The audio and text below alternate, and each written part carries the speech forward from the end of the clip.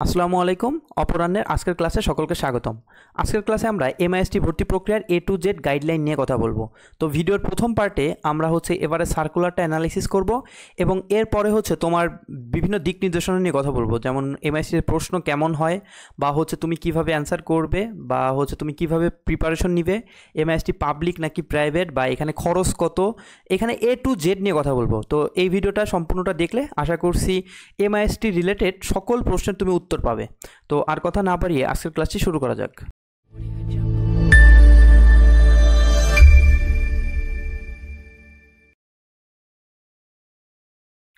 এবারের 2025-26 শিক্ষাবর্ষের অ্যাপ্লিকেশন শুরু হবে 2 নভেম্বর থেকে এবং অ্যাপ্লিকেশন চলবে 26 নভেম্বর পর্যন্ত। আর শর্টলিস্ট প্রদান করা হবে 15 ডিসেম্বর। এমআইএসটি অথরিটি মানে যে যতগুলো অ্যাপ্লাই পড়ে তাদের ভিতর থেকে এলিজিবিলিটি প্রকাশ করে। আর এখানে বলে রাখি, এখানে যারা অ্যাপ্লাই করতে পারে কেউ বাদ পড়বে না। সো তোমরা যারা অ্যাপ্লাই করবা সকলে ইনশাল্লাহ পরীক্ষা দিতে পারবে। আর admission test date, admission test এবার অ্যাডমিশন টেস্ট অনুষ্ঠিত হবে 27 ডিসেম্বর 2025 তারিখে। তো এরপরে যদি আমরা কোয়ালিফিকেশন টু অ্যাপ্লাই দেখি, এখানে এসএসসি পাসিং ইয়ার 2022 এবং 23, মানে এখানে সেকেন্ড টাইমাররা অ্যাপ্লাই করতে পারবে। আর এসএসসি যে রিকোয়ারমেন্ট সেখানে বলা হয়েছে এসএসসিতে তোমার 4 সাবজেক্ট ব্যতীত তোমার জিপিএ 4.00 থাকলেই হয়েছে।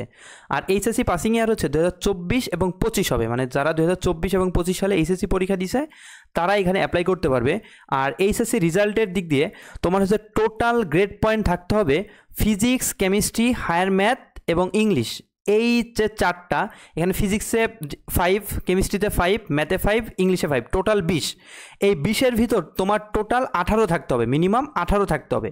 মনে করো তোমার কেমিস্ট্রি এবং ইংলিশে A+ মিস গেছে, তোমার এখানে এ আছে, তাহলে তোমার কত টোটাল 18 আছে। আর যদি কারো সবগুলো A+ থাকে তাহলে তার 20। এবং minimum grade point 4 in is physics, chemistry, math, মানে তোমার ফিজিক্স, কেমিস্ট্রি এবং ম্যাথে প্রত্যেকটায় ন্যূনতম জিপিএ 4 থাকতে হবে। কেউ যদি 4-এর নিচে পায়, মানে কেউ যদি ফিজিক্স, কেমিস্ট্রি বা ম্যাথে যদি A- পায় বা তার নিচে পায়, তাহলে সে এখানে অ্যাপ্লাই করতে পারবে না। তোমার ন্যূনতম ফিজিক্স, কেমিস্ট্রি এবং ম্যাথে জিপিএ 4 থাকতে হবে। তো এরপর মার্কস ডিস্ট্রিবিউশন যদি আমরা দেখি, এখানে দুইটা ইউনিট, একটা ইঞ্জিনিয়ারিং প্লাস আর্কিটেকচার, মানে ইঞ্জিনিয়ারিং আর্কিটেকচার যাই হোক, তোমার রিটেনে এই মানে এই প্রশ্নগুলো উত্তর করতে হবে। যেমন এখানে mathematics 80 number, physics 60 number, chemistry 40 number, ইংরেজি 20 নাম্বার, টোটাল তোমার 200 নাম্বারের পরীক্ষা দিতে হবে। আর যারা এক্সট্রা আর্কিটেকচারে দিতে যাচ্ছ তাদের এইগুলা দিতে হবে, সাথে ড্রয়িংয়ের তোমার 200 নম্বরে একটা ড্রয়িং পরীক্ষা দিতে হবে। আর এখানে তোমার এই যে এই ইউনিটের যে রিটেন এক্সামের টাইম 3 ঘন্টা। আর সিলেবাস 2025 সালের সিলেবাস অনুযায়ী, মানে শর্ট সিলেবাসের পরীক্ষা অনুষ্ঠিত হবে। এখানে ক্যালকুলেটর ব্যবহার করা যায়, নন প্রোগ্রামিং যে কোনো ক্যালকুলেটর ব্যবহার করা যায়। এখানে টাইম 3 ঘন্টা। আর বি ইউনিটের যে আর্কিটেকচার পরীক্ষাটা হবে, এই পরীক্ষাটা তোমার 2 ঘন্টার পরীক্ষা অনুষ্ঠিত হবে। তো আমরা যদি অ্যাডমিশন ফর্ম ফি দেখি, এখানে যারা এ ইউনিটে পরীক্ষা দিবে, শুধুমাত্র এ ইউনিটে পরীক্ষা দিবে, যারা আর্কিটেকচারে পরীক্ষা দিতে চাচ্ছে না তারা শুধু 1200 টাকা দিবে। যারা এ ইউনিটে পরীক্ষা দেবে তারা শুধুমাত্র 1200 টাকা। আর যারা চাচ্ছে যে এ ইউনিটে দিব সাথে আমি আর্কিটেকচারও দিব, তারা 1400 টাকা। আচ্ছা, এইখানে একটা কনফিউশন থাকে যে ভাই আমি আর্কিটেকচারে দিব, তো আমার কি একবার 1200 টাকা এবং একবার 1400 টাকা দিতে হবে কিনা? না, তুমি যদি আর্কিটেকচারে পরীক্ষা দাও তাহলে তুমি একবারেই 1400 টাকা পেমেন্ট করবা। আর তুমি যদি চাও যে না আমি আর্কিটেকচারে দিব না, শুধুমাত্র আমি এই এ ইউনিটে দিব, তাহলে তোমার 1200 টাকা প্রদান করলেই হচ্ছে। সো এখানে আরেকটা কনফিউশন থাকে যে ভাই আমি সামহাও আর্কিটেকচারে অ্যাপ্লাই করছি, কিন্তু আমার পরবর্তীতে আমার ডিসিশন চেঞ্জ হয়েছে, আমি আর্কিটেকচারে পরীক্ষা দেই নাই বা দিতে চাচ্ছি না, এখন কি প্রবলেম হবে কি না? সো এটা নিয়ে কোনো প্রবলেম হবে না। তুমি যদি মানে আর্কিটেকচারে অ্যাপ্লাই করে পরীক্ষা না দাও, সেক্ষেত্রে তোমার আর্কিটেকচারে অ্যাবসেন্ট থাকবে, বাট তোমার এই ইউনিটে কোনো সমস্যা হবে না। সো সবথেকে ভালো হয় তুমি যদি পরীক্ষা দিতে ইচ্ছুক হও তাহলেই অ্যাপ্লাই করো, আর যদি পরীক্ষা দিতে ইচ্ছুক না হও তাহলে আর্কিটেকচারে অ্যাপ্লাই করার দরকার নাই, তুমি শুধু 1200 টাকা দিয়ে এই ইউনিটের জন্যই অ্যাপ্লাই করো। তো এরপরে how to prepare merit list. এটা গুরুত্বপূর্ণ যে মেরিট লিস্ট এমআইএসটিতে কীভাবে প্রকাশ করে বা কীভাবে তৈরি করা হয়। তো এইটা অনেক একটু কমপ্লেক্স কেস, সো এটা আমি ধাপে ধাপে বুঝাই দিচ্ছি। এখানে তোমার টোটাল মেরিটটা প্রকাশ করা হবে, 100-র উপর ভিত্তি করে। দেখো আমাদের ভর্তি পরীক্ষায় কিন্তু টোটাল ছিল যদি আমি এ ইউনিটের কথা বলি, এ ইউনিট টোটাল 200 নম্বর। এই ইউনিটে ভর্তি পরীক্ষা হচ্ছে 200 নম্বরে, কিন্তু তোমার মেরিট প্রকাশ করা হবে টোটাল হচ্ছে 100-র উপর গ্রেড করা হবে। এবার দেখি এই গ্রেডটা কীভাবে করা হবে। এই গ্রেডটা হচ্ছে তোমার যে অ্যাডমিশন টেস্ট তুমি দিবা, আমি যদি এই ইউনিটের কথা বলি, এইখানে তুমি 200 মার্কের অ্যাডমিশন টেস্ট দিবা, ওই 200 মার্কস থেকে তোমাকে হচ্ছে 60% কাউন্ট করা হবে, মানে 100-র ভিতর 60% কাউন্ট করা হবে। তোমার এসএসসির ম্যাথমেটিক্স, এখানে হচ্ছে জেনারেল ম্যাথ, এটা জেনে রাখো, এটা হচ্ছে জেনারেল ম্যাথ, এসএসসির জেনারেল ম্যাথ, ফিজিক্স এবং কেমিস্ট্রিতে তুমি যে মার্কস পাইছো তার উপর হচ্ছে 20% নেওয়া হবে। আর এইচএসসিতে হায়ার ম্যাথ, ফিজিক্স এবং কেমিস্ট্রিতে তুমি যে মার্কস পাইছো সেখান থেকে 20%। এবার দেখি এই ক্যালকুলেশনটা কিভাবে করা হয়। মনে করো একজন স্টুডেন্ট, সে হচ্ছে এসএসসিতে, আচ্ছা একজন স্টুডেন্ট সে হচ্ছে, আগে আমি 1 নম্বর থেকে কাউন্ট করি, সে হচ্ছে রিটেনে, তোমার রিটেনে হচ্ছে 200-র ভিতরে 140 পাইছে, একজন 200-র ভিতরে 140 পাইছে। এবার এই 140 মার্কস কীভাবে 60%-এ কাউন্ট করা হবে। তো আগে আমরা ঐকিক নিয়মে কাউন্ট করি। ঐকিক নিয়মে কী করা যায়, 200-র ভিতর তুমি পাইছো হচ্ছে 140, তাহলে 1-এর ভিতর কত, 140 ভাগ 200, আর হচ্ছে তোমার 100-র ভিতর কত, তাহলে 100-র ভিতর 140 গুণ 100 ডিভাইডেড বাই হচ্ছে তোমার 200, তাহলে তোমার 100-র ভিতরে তোমার মার্কসটা আসতেছে হচ্ছে তোমার 70 নম্বর।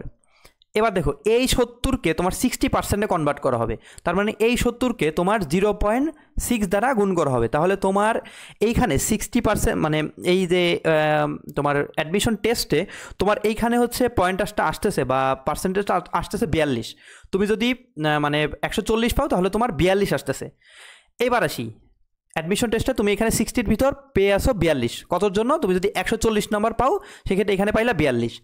এবার মনে করো তুমি এসএসসি জেনারেল ম্যাথ, ফিজিক্স এবং কেমিস্ট্রিতে, তোমার এসএসসিতে কত নম্বর, জেনারেল ম্যাথে 100, ফিজিক্সে 100, কেমিস্ট্রিতে 100, টোটাল 300-র ভিতরে সামহাউ মনে করো তুমি 270 পাইছো, তুমি মনে করো 270 পাইছো কতর ভিতর, 300-র ভিতর। এবার দেখি এইটাকে কিভাবে 20%-এ কনভার্ট করে। সেমভাবে ঐকিক নিয়ম, তুমি 300-তে পাইছো হচ্ছে 270, একে কত, 100 কত, সো এটাকে যদি আমরা 100-এ কনভার্ট করি তাহলে তোমার 100-র ভিতর আসতেছে হচ্ছে তুমি 90। এবার এই 90-কে হচ্ছে 20%-এ কনভার্ট করবে, তার মানে 90-কে হচ্ছে 0.2 দ্বারা গুণ করা হবে, তাহলে 90-কে যদি আমি 0.2 দ্বারা গুণ করি তাহলে এখানে আসতেছে হচ্ছে 18, তার মানে তুমি এসএসসিতে যে তোমার 20% কাউন্ট করবে তুমি সেখানে পাইলা হচ্ছে 18, তার মানে তুমি যদি 270 পাও তাহলে 18 পাবে। এবার তুমি হচ্ছে তোমার মার্কস নিজের মতো ক্যালকুলেশন করবা, এইভাবে ঐকিক নিয়মে করবা, 100-র ভিতর কত, 100-র ভিতর যেটা আসবে সেটাকে মানে 20% মানে 0.2 দ্বারা গুণ করবা, তাহলে তুমি তোমার এসএসসির পয়েন্টটা পাইলা। এটা হচ্ছে এসএসসি গেল। এবার মনে করো এইচএসসি, এটা এসএসসি গেল, এবার হচ্ছে এইচএসসির হায়ার ম্যাথ, ফিজিক্স এবং কেমিস্ট্রি। এবার দেখো এইচএসসির হায়ার ম্যাথে হচ্ছে 200, ফিজিক্সে 200 এবং কেমিস্ট্রিতে 200, তাহলে এখানে তোমার হচ্ছে টোটাল 600 নম্বর। এবার মনে করো তুমি 600-র ভিতরে একটা স্টুডেন্ট পাইছে হচ্ছে 550, কত, 600-র ভিতরে পাইছে 550, তাহলে এবার দেখি এই যে 550 পাইছে ওরটা কীভাবে কাউন্ট করবে। সেম নিয়ম, তুমি 600-তে পাইছো হচ্ছে 550, একে কত, 100 কত, সো 100 যদি আমরা কাউন্ট করি ঐকিক নিয়মে, এখানে তোমার 100-র জন্য আসতেছে 91.67। তো এইটাকে যদি আবার আমরা 20%-এ কনভার্ট করি, মানে 0.2 দ্বারা যদি আমরা গুণ করি, তাহলে 0.2 দ্বারা গুণ করার ফলে এখানে আসতেছে তোমার 18.33, তার মানে তুমি এইচএসসির যে 20% এইখানে তোমার পয়েন্টটা আসতেছে হচ্ছে তোমার 18.33, তাহলে তোমার টোটাল কত আসতেছে, তোমার টোটাল 100-র ভিতরে দেখো 60%, 20%, তাহলে তোমার টোটাল 100%-এর ভিতর কত আসলো, অ্যাডমিশন টেস্টে পাইছো তুমি 42%, প্লাস হচ্ছে তুমি 42, এটা পার্সেন্ট বলা যায় না, মানে তোমার পয়েন্ট হচ্ছে 42, এসএসসিতে হচ্ছে 18 আর এইচএসসিতে হচ্ছে তোমার 18.33, তাহলে তোমার টোটাল আসতেছে হচ্ছে তোমার 78.33। এই 78 হচ্ছে তোমার পয়েন্ট, 100-র ভিতর তুমি 78 পাইছো, এইটা দেখেই হচ্ছে তোমার মেরিট প্রকাশ করা হবে। তার মানে এইখানে দেখো আমাদের রিটেন অ্যাডমিশন টেস্ট, মানে যে হচ্ছে 200 মার্কের যে পরীক্ষা অনুষ্ঠিত হবে সেটার যতটা গুরুত্বপূর্ণ, এখানে কিন্তু এসএসসি এবং এইচএসসিও তত ভালোই গুরুত্বপূর্ণ, এটা 60%, আর এখানে কিন্তু জিপিএর উপর 40%, এটা হিউজ একটা মার্কস অন্যান্য অ্যাডমিশনের তুলনায়। অন্যান্য ইঞ্জিনিয়ারিংয়ে তো কোনো জিপিএর মার্কসই নাই, কিন্তু এমআইএসটিতে এখানে কিন্তু জিপিএতে হিউজ একটা মার্কস ক্যারি করতেছে। আর এইটা নিয়ে এখন আর চিন্তার কিছু নাই এসএসসি এবং এইচএসসি, কারণ এইটা তোমার যা পাওয়ার তুমি পেয়ে গেছো, সো এইটা আর তোমার হাতে নাই, তোমার হাতে আছে হচ্ছে এখন এই 60%, এইখানে তুমি সর্বোচ্চ কত তুলতে পারতেছো। আর সকলে সবার মার্কসটা এইভাবে মানে হিসাব করে দেখতে পারো তুমি 40-এর ভিতর অলরেডি কত পেয়ে আসো, এবার তোমার মূল প্রতিযোগিতা শুরু হবে হচ্ছে এইখানে আহামরি ভ্যারি করে না। এখানে যারা মানে ম্যাক্সিমামেরই হচ্ছে পয়েন্ট তোমার হচ্ছে মার্কসটা 40%-এর ভিতর 33 থেকে 34-এর আশেপাশে বা এর প্লাস থাকে, যারা রেজাল্ট ভালো এর থেকে বেশি থাকে। সো এইখানে তুমি 34 বা 5% ধরে রাখতে পারো। আর তোমার মূল মানে হবে, পার্থক্যটা হবে এই যে 60%-এ। এটা নিয়ে আজকে আমরা মূলত কথা বলবো। তো এরপরে হচ্ছে আমরা যদি দেখি এইখানে হচ্ছে পাস মার্ক হচ্ছে 40% for both A unit and B unit.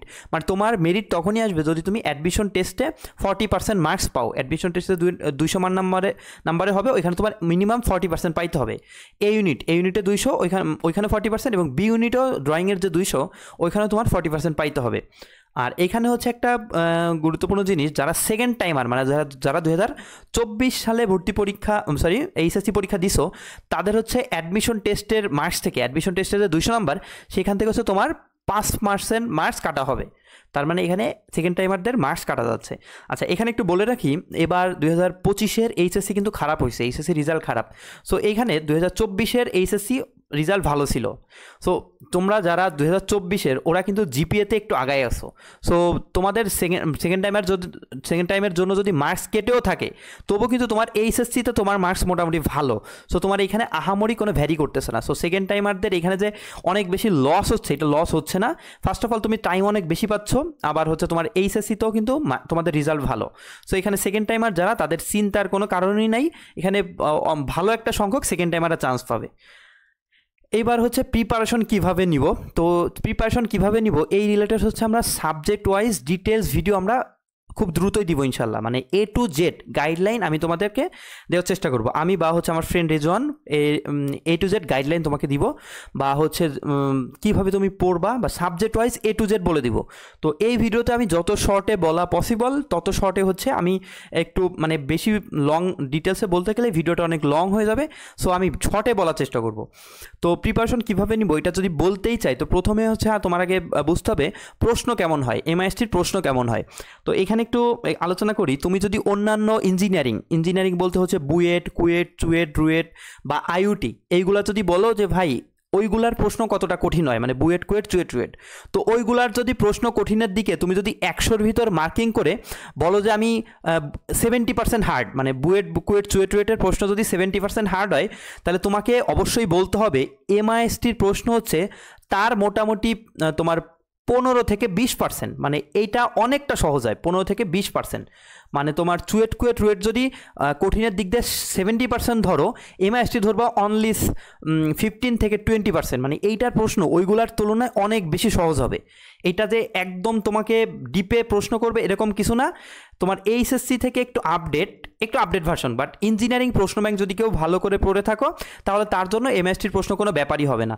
তো এবার যদি হচ্ছে আমরা বলি যে প্রত্যেকটি সাবজেক্টে তুমি কিভাবে প্রিপারেশন নিবে, তো ফিজিক্সের কথা যদি আমি বলতে চাই, আচ্ছা এখানে আগে ম্যাথে বলি, কারণ হচ্ছে এখানে ম্যাথের মার্কস সব থেকে বেশি। ম্যাথে হচ্ছে তোমার 80 নাম্বার। সো আমি যদি ম্যাথের কথা বলি, ম্যাথে যদি চোখ বন্ধ করে বলি, তাহলে এক কথা হচ্ছে তোমার কেতাব স্যারের বইয়ের যে ম্যাথগুলা বোর্ড প্লাস ভার্সিটিতে বেশি বা বোর্ড প্লাস হচ্ছে ইঞ্জিনিয়ারিং বা যে কোনো অ্যাডমিশনে, বোর্ড প্লাস অ্যাডমিশনে যেগুলো বেশি আসছে ওইগুলা করবা। কেতাব স্যারের বইয়ের বোর্ড প্লাস অ্যাডমিশনে দেখবা কিছু ম্যাথ বোর্ডে আসছে প্লাস অ্যাডমিশনে আসছে, ওইগুলা তোমার ম্যাথের জন্য অনেক বেশি গুরুত্বপূর্ণ। এখানে তোমার ডিরেক্টলি বই থেকে ম্যাথ তুলে দিবে। এখানে দেখবা যে তুমি বই থেকে ম্যাথ ডিরেক্টলি তুলে দিচ্ছে। সো এইখানের তোমার ম্যাথের প্রিপারেশনে কেতাব স্যারের বই এনাফ। আর MISTর প্রশ্ন হচ্ছে এমন টাইপের প্রশ্ন হয়, মানে তুমি পরীক্ষা দিয়ে বেরোয় মানে অনেকে আফসোস করে যে এত সহজ প্রশ্ন হইলো, কিন্তু কি করলাম। সো তুমি যদি একটু সাজায় গুছায় পরীক্ষাটা দিতে পারো, তাহলে তোমার এখান থেকে একটা সিট তুমি ইজিলি গেইন করতে পারো। সো ম্যাথের কথা হচ্ছে মূল আলোচনা হচ্ছে এখানে তুমি ম্যাথে কেতাব স্যারের বোর্ড প্রশ্ন করবা প্লাস অ্যাডমিশন রিলেটেড যে প্রশ্নগুলো আছে। আর কেউ যদি হচ্ছে MISTর প্রিভিয়াস ইয়ারের প্রশ্ন ব্যাংক সলভ করে যেতে পারো, তাহলে সে অনেক আগায় থাকবা। এটা হচ্ছে ম্যাথ। এবার আসি ফিজিক্স হচ্ছে তুমি আমির হোসেন ইসাক স্যারের বইটা একটু ফলো করতে পারো। যদিও এখন কেউ যদি তপন স্যারের বই পড়ে থাকো তাহলে এনাফ, সমস্যা নেই, বাট এখন তো অনেক বেশি সময় নেই। সো তুমি একদম যে ইসাক স্যারের বই প্রথম থেকে ধরে পড়তে পারবা এরকম না। তুমি যদি চাও ইসাক স্যারের বইয়ের অনুশীলনের যে MCQ মানে প্রশ্নগুলো আছে ওইগুলো করবা, প্লাস MCQগুলো সলভ করবা। আর হচ্ছে আরেকটা গুরুত্বপূর্ণ জিনিস, তুমি যদি হচ্ছে গাণিতিক পদার্থবিজ্ঞান যে কোনো পাবলিকেশনের গাণিতিক পদার্থবিজ্ঞান বইটা সলভ করতে পারো, তাইলে হচ্ছে তোমার জন্য ভালো হবে। কারণ গাণিতিক পদার্থবিজ্ঞানে বিভিন্ন রাইটারের ইম্পর্টেন্ট প্রশ্নগুলো এখানে দেওয়া থাকে। সো গাণিতিক পদার্থবিজ্ঞান যদি তুমি সলভ করো তাহলে তুমি এখানে আগাই থাকবা। আর যদি তুমি মানে প্রশ্ন ব্যাংক সলভ করো, মাস্ট তোমাকে প্রশ্ন ব্যাংক কোশ্চেন ব্যাংক সলভ করতেই হবে। কোশ্চেন ব্যাংক এটা সলভ করবাই, সাথে এগুলো করবা। আর কোশ্চেন ব্যাংক সলভ করলে তুমি দেখবা যে ডিরেক্টলি এখান থেকে রিপিট প্রশ্ন পাবা। এমএসটিতে ব্যাপক পরিমাণে রিপিট হয়, তুমি এখান থেকে ডিরেক্টলি প্রশ্ন পাবা। আর হচ্ছে তোমার কেমিস্ট্রির কথা যদি বলি, হাজারি নাকসারের বই, কেমিস্ট্রি হচ্ছে হাজারি নাকসারের বইয়ের অনুশীলনীর প্রশ্ন তো ভালো করে প্র্যাকটিস করবাই, প্লাস ওইখানে যে রিয়াকশনগুলো আছে হাজারি নাকসারের বই ওইটা ভালো করে পড়তে হবে। হাজারি নাকসারের বই পড়লে এনাফ, প্লাস কোশ্চেন ব্যাংক। তোমার ম্যাথে কোশ্চেন ব্যাংক, প্লাস হচ্ছে কেতাব স্যারের বই, ফিজিক্সে কোশ্চেন ব্যাংক, প্লাস হচ্ছে গাণিতিক পদার্থবিজ্ঞান, কেমিস্ট্রিতে হচ্ছে কোশ্চেন ব্যাংক, প্লাস হচ্ছে তোমার স্যারের হাজারি নাকসারের বই। আর এই কোশ্চেন ব্যাংকটা হচ্ছে তুমি যদি কেউ যদি ইঞ্জিনিয়ারিং প্রশ্ন ব্যাংক করতে পারে তাহলে তো মাশাআল্লাহ কোনো সমস্যাই নেই। ইঞ্জিনিয়ারিং প্রশ্ন ব্যাংক করলে তোমার মানে যদি সব এ টু জেড বুঝে বুঝে শেষ করতে পারো তাহলে এখানে ভালো একটা র্যাঙ্ক করবা। আর কেউ যদি চাও যে না আমি এমএসটি এত পেইন নিতে পারতেছি না, আমি ইঞ্জিনিয়ারিংয়ের প্রশ্ন ব্যাংক এত পেইন নিতে পারতেছি না, সেক্ষেত্রে তুমি তো শুধুমাত্র যে বাজারে যে কোনো এমআইএসটি রিলেটেড যে কোনো একটা প্রশ্ন ব্যাংক তুমি ফলো করতে পারো, যে কোনো একটা প্রশ্ন ব্যাংক ফলো করলেই হচ্ছে। আর এমআইএসটির প্রশ্ন আমি বারবার বলতেছি ইঞ্জিনিয়ারিংয়ের মতো অতটা কঠিন হবে না, এমআইএসটির প্রশ্ন তুলনামূলক সহজ হবে। সো এখানে তো তোমার একদম ডিপ লেভেলের ম্যাথ বা ডিপ লেভেলের প্রশ্ন সলভ করতে হবে এরকম কিছুই না, তুমি জাস্ট একাডেমিকের একটু আপডেট ভার্সনটা দেখে যাও, সব দেখে যাও। আর হচ্ছে এক্সাম হলে একটু মানে সাবধান থাকো যে ইজি জিনিসগুলো যেন ভুল না হয়। ইজি জিনিসগুলো ভুল হইলে এখানে তোমার হচ্ছে মেরিট অনেক পিছিয়ে যাইতে পারে। আর যদি 4 নম্বরে যদি ইংরেজির কথা বলি, তাহলে ইংরেজি হচ্ছে তোমার ইংলিশে এখানে বেশি মার্কস না, এখানে তুমি আলাদা যে প্রিপারেশন নিবা এখানে তোমার আলাদা প্রিপারেশন নেওয়ার কিছু নাই, তোমার বেসিক যতটুকু আছে ওইটা করলেই হবে। এখানে ইংলিশে তোমাকে আহামরি যে চান্স পাওয়াই দিবে বা আহামরি যে তোমার চান্স মিস করে দিবে এরকম কিছু না, তুমি যতটা পারো ওইটাই এনাফ। আর হচ্ছে তুমি কোশ্চেন ব্যাংকটা দেখে এমএসটি কোশ্চেন ব্যাংকটা দেখে যাও, তাইলে এনাফ।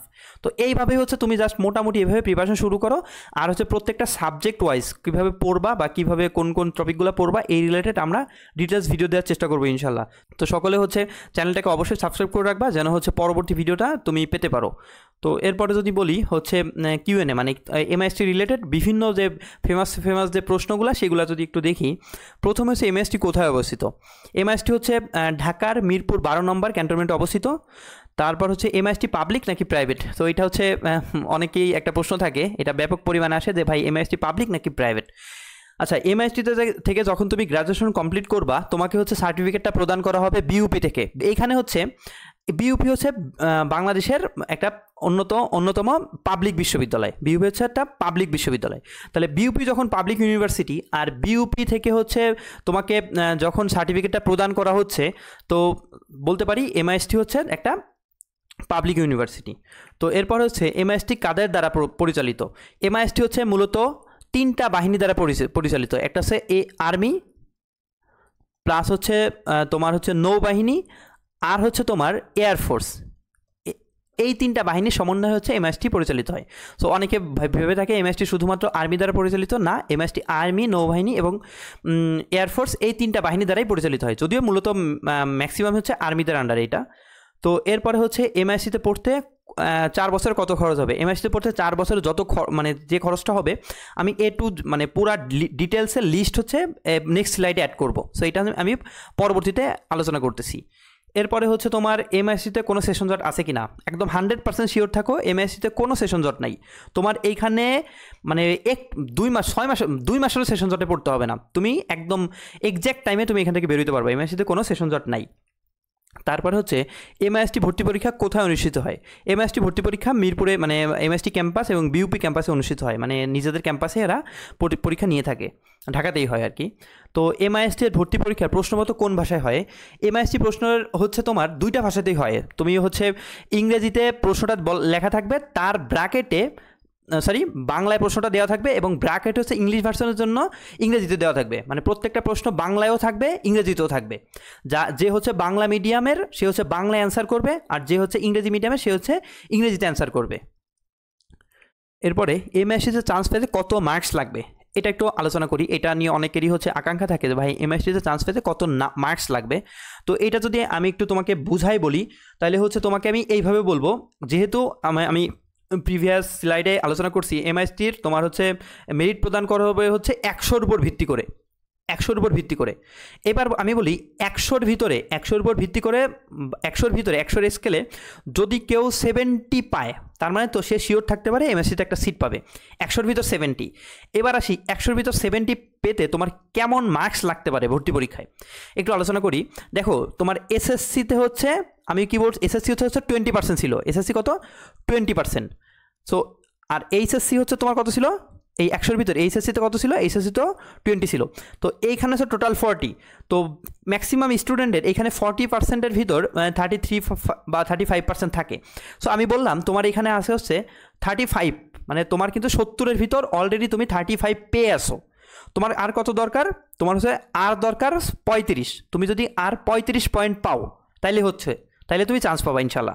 এবার 35 পাওয়ার জন্য তোমার 200-র ভিতর কত পাইতে হবে, এটা যদি বলি 200-র ভিতর তোমার কত পাইতে হবে, তাহলে দেখো 200-র ভিতর তোমার 35 মানে আসে, এই পয়েন্ট আসে কততে, তাহলে আমি যদি বলি 35 ভাগ হচ্ছে 0.6 0.6 ইন্টু হচ্ছে তোমার 2, তাহলে এখানে আসতেছে তোমার 116.67।